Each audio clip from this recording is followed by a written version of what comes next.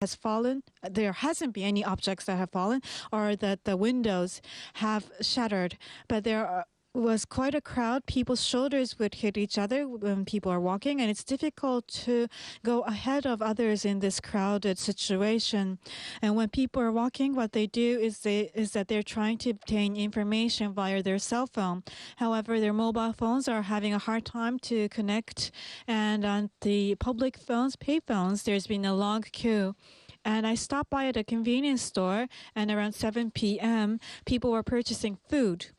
And they would eat the food on site, and they would aim to and walk to the next station. That was the situation. And there was a bus stop, and the buses were operating. However, they were caught in the traffic jam, so they could not move much. And at that time, the metro services were suspended. And there were announcements that people had to vacate the metro stations as well. And standing here at Shinjuku Station is getting colder and colder. People are saying they're concerned that they won't be able to go home, and they're concerned whether they would be able to find accommodations around here. And in order to accommodate people who are having a hard time going home, the Chief Cabinet Secretary, Gyo Edano, has instructed all ministries to provide accommodations using public facilities. I called the Shinjuku ward office, but at the time they were still consulting on the measures to be taken. Although they have finished consultations, it was still under a lot of confusion because the people in charge did not have the necessary information to conduct the right measures. In the Tokyo metropolitan area, the traffic system is in turmoil. This is 3 p.m. in Shinjuku Park, and in the park there are people who have evacuated. They have gathered, and there are some people who are wearing helmets. This is the Tokyo Shinjuku ward right after the earthquake, and people who evacuated from skyscrapers gathered at this park. This person says he's never experienced such a big quake. He says cracks formed in the walls in the building where he works. Another person says the skyscrapers shook violently. He says the floor swayed like being on a ship.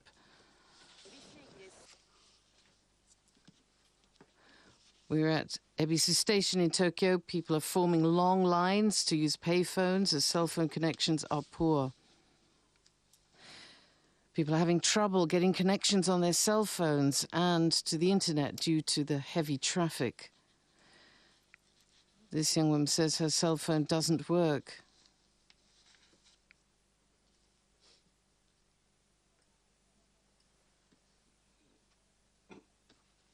And this person says that her child is still at school and she doesn't know what to do.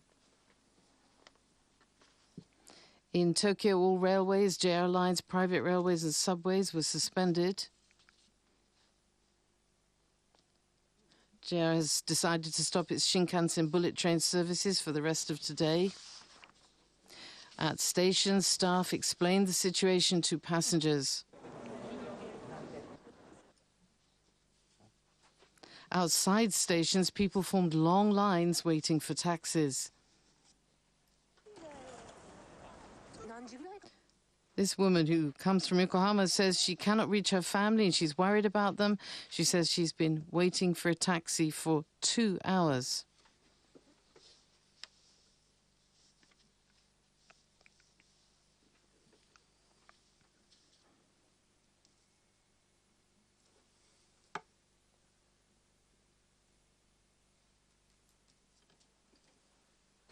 And this is a convenience store.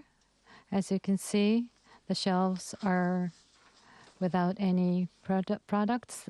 Lunch boxes and bread are all sold out.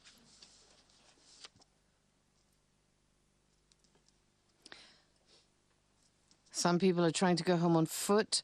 They have been stopping in at Koban police boxes to ask the way or are checking the maps posted on bulletin boards.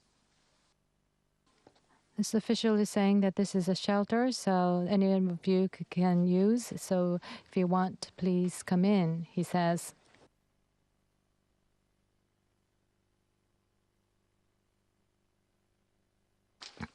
NHK is providing service to confirm the whereabouts of your friends and families. The information and messages are broadcast through radios. And the telephone number to contact is 035452880, 035452880, 05033699680, 05033699680. Please make sure that you don't make any mistakes. And in this earthquake, NHK is offering internet services. The broadcasting on Channel 1, the Internet Ustream, and Nico Nico Doga are now broadcasting NHK's programs because in the affected areas, because of lack of power, you cannot see the TV. But if it's an internet broadcast, NHK has decided to air programs through internet. And also NHK is broadcasting news on the disaster as well on the internet, and one seg on cell phone. Miyagi Prefecture Police says that in Wakabayashi District and in Alahama, from the number 1 to number 2 district, there's been a lot of people that have been found dead. These are people who have been washed away by tsunami. In the Wakabayashi Ward, Arahama number 1 to number 2 district, there's been a lot of bodies that have been washed away. These are people who have been believed to be washed away by the tsunami.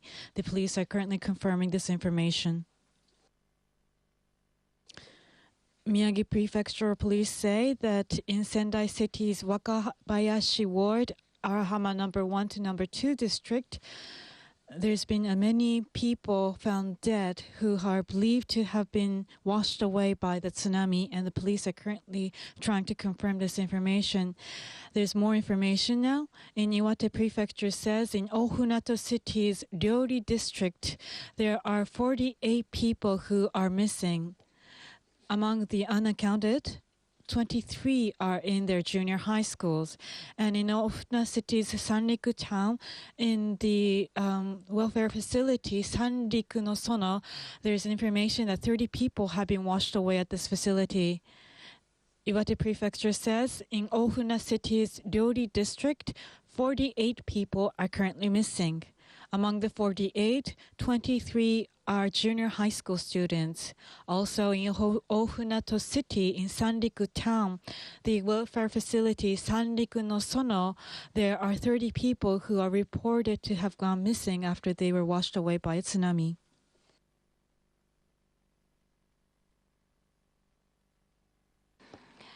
Now, we go to the Sendai airport where 1,300 people are stranded. Now we have a connection with Mr. Odaira at the building of the airport. 1,300 people are left stranded. How is the situation inside the building? Well, recently we finished distributing food to all of the people, and people are resting at this point. You said you provided food. As for the food and water, have you been able to secure enough? And this is a terminal building, so we have a lot of pet bottled drinks and also confectionaries. So we provided these for them. The tsunami waves have hit the airport building. Where are you? On the second floor.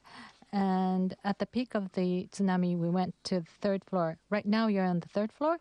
No, we went down to the second floor. We separated in second floor and third floor. I think it is still very cold. So now we have a live report of the news conference of Chief Cabinet Secretary Edano. This is a precautionary instruction for people to evacuate. There is no radioactive leakage at this moment outside of the facility. At this moment, there is no danger posed to the environment. Please rest assured and please respect and coordinate with the local governments, fire departments, as well as the police. There is plenty of time for evacuation to safety. Please call on your neighbors and please remain calm when you are going to evacuate. The self-defense forces and other support measures are currently being put into place. Please do not be confused based on uncertain information. Please base your actions and judgment based on substantiated information. This is regarding the Fukushima nuclear reactor. Based on the Nuclear Disaster and Special Measures Law for the residents within the 2 to 3 kilometer diameter and from 3 kilometers to 10 kilometers, we are calling on people to remain within their housings. So the people from the proximity, they are instructed to evacuate. In Fukushima Prefecture, Ofutabacho town and the city officials, the fire departments and police officials are all given this instruction. And so they are taking the necessary measures. Also, the police and SDF are also already on site. And based on this instruction, necessary measures are currently underway. I will conclude my announcement here, and any technical questions should be posed to the Ministry of Economy, Trade and Industry official later on. But at this moment, this is the latest information. As was reported in part, one of the nuclear reactor cannot cool down. Therefore, if the reactor continues to remain high temperature, we are bracing for the worst scenario, and we are instructing nearby residents to evacuate.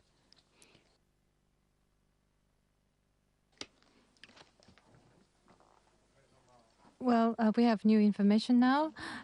Chief Cabinet Secretary held a press conference and said that it had ordered or instructed people who are living within the 3-kilometer radius of Fukushima first nuclear power plant of Tokyo Electric Power Plant.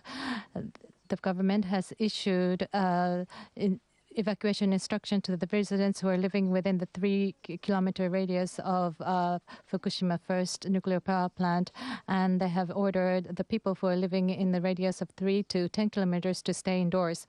And Mr. Edono had held a news conference and said that the government had ordered instructed evacuation to the people who are living within the radius of 3 kilometers of the Fukushima first nuclear power plant of Tokyo Electric Power Company. Evacuation has been instructed to the people living within the radius of 3 kilometers of the power plant, and from 3 to 10 kilometers of radius, the people are ordered to stay indoors. That's for the Tokyo Electric Power Company's Fukushima first nuclear power plant. The evacuation has been instructed to these people, and the government has, based on the Nuclear Disaster Special Measures Law, it has issued a declaration of a nuclear emergency situation, and based on that, they have ordered residents who are living within 3 kilometers of the power plant to evacuate, and for those people who are living within 3 to 10 kilometers to stay indoors. And they're saying that there are no danger of leakages, radioactive leakages at this point in time. On Kalakaua Avenue, and that is not what you're supposed to be doing when a tsunami is approaching the islands. Whether or not we know what size it is, that's not what you're supposed to be doing. Some people just don't get it. You remember last year when we had the tsunami warning, almost everyone followed directions. Many of them head for the hills, and they didn't need to. They got out of the inundation zone, but there was that one guy out in the water, trying to catch a wave there in Waikiki, knowing full well that there was a tsunami warning and a tsunami on the way in the island. So once again, most folks heeding the warning, but there are still a few. And so again, to those folks, we again remind you or try to stress that point that we don't know how powerful these waves will be. They could be up to 6 to 7 feet, and that is plenty powerful enough that if you are at the coastline, it could do some damage. And it's as the Pacific Tsunami Warning people had said, even if it's a much smaller wave, it's just the strength of that wave coming through could knock someone off their feet, even if it's only a half a foot or a 1 foot wave easily, because it's that strength and power behind the water that's moving through. So it's not to be taken lightly. We're taking a live look at the Diamond Head right now. And again, the waves that we're talking about, the tsunami waves that will be arriving in the islands, not like these surf waves that are leisurely rolling in and gently breaking on our shores. The tsunami waves, as they come in, it's just a rapidly building tide.